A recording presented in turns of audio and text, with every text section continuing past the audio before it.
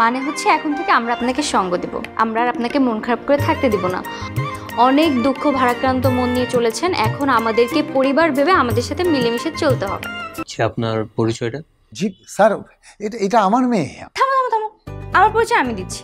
শোনেন, এটা হচ্ছে আমার মা, আর এটা হচ্ছে আমার ভাই, আর আমি হচ্ছে ওনার মানে আমার বাবার একমাত্র মেয়ে। আমার নাম কবিতা, আমি অনার্স ফাইনাল ইয়ারে পড়ছি। আমার বাড়ি হচ্ছে এই থাম থাম থাম থাম, বাড়ি ঘরে এসব কিছু বলতে হবে না স্যারকে, স্যার সব জানে সব। আমার পরিচয়টা দেই, আমাকে তো ভালো করে চেনে না। না, তোর পরিচয় তো দরকার নাই তো। আপু ক্যাচ। আরে এই কি শুরু করলি তোরা? আবার দেখছো?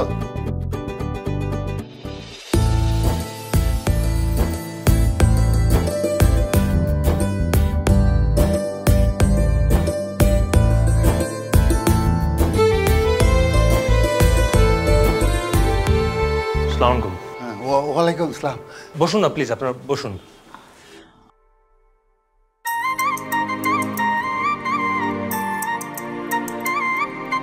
তারপর আপনার কি অবস্থা?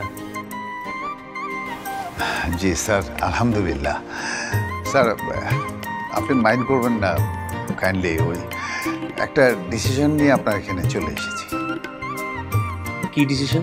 স্যার দেখেন, আমি তো দীর্ঘ 14 বছর ধরে আপনার বাবার কোম্পানিতে তার পার্সোনাল অ্যাসিস্ট্যান্ট হিসেবে।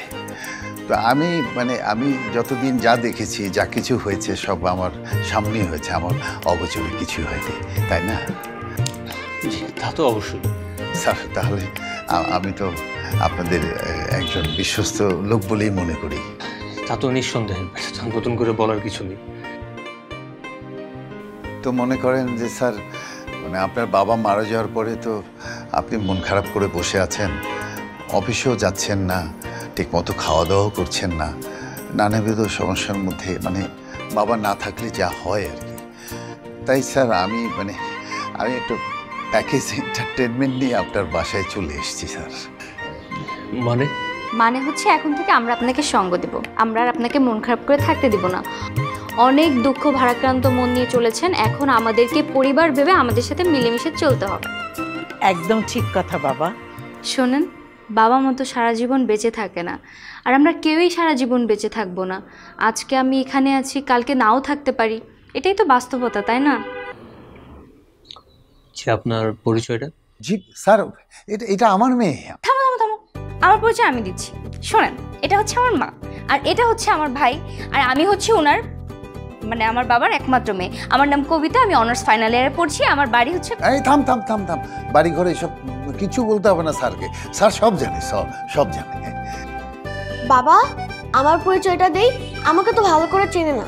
না, তোর পরিচয় তো দরকার নাই তো, এমনি চিনে ফেলবে, কয়দিন যাক এমনি চিনে ফেলবে, কোনো সমস্যা নেই। বাবা, এখন থেকে আমাদেরকে তুমি মা বাবার মতো মনে করো। হ্যাঁ, আমাকে আপনার ছোট ভাই মনে করবেন। বাবা, তোমার যখন যা খেতে ইচ্ছে করবে তুমি আমাকে বলবে, আমি রান্না করে দেব তোমাকে।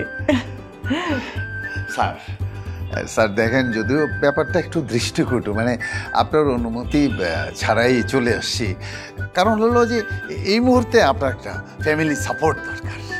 কে বলছে ব্যাপারটা দৃষ্টিকটুর? ব্যাপারটা তো মানবিক, আমরা তো ওনার সেবা করতে আসছি, তাই না?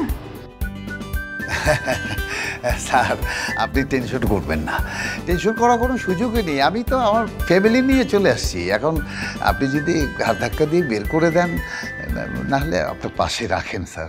ছি, কি বলছেন আপনি এসব? আপনারা আসছেন, এটা তো আমার জন্য সৌভাগ্য। তাছাড়া আপনারা তো আমার ভালোই চাইছেন।